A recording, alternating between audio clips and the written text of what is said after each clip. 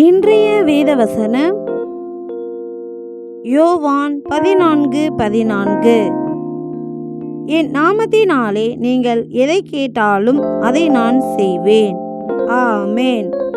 நம் கிறிஸ்துவின் நாமம் எல்லா நாமத்திலும் மகிமையுள்ள பெரிய நாமம்.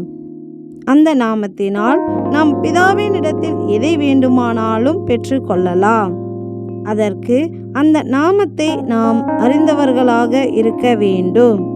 நம் கிறிஸ்துவின் நாமம், இதோ ஒரு கன்னிகை கர்ப்பவதியாகி ஒரு குமாரனை பெறுவாள், அவருக்கு இம்மானுவேல் என்று பெயரிடுவார்கள் என்று சொன்னான். இம்மானுவேல் என்பதற்கு தேவன் நம்மோடு இருக்கிறார் என்று அர்த்தமாம் என்பதே.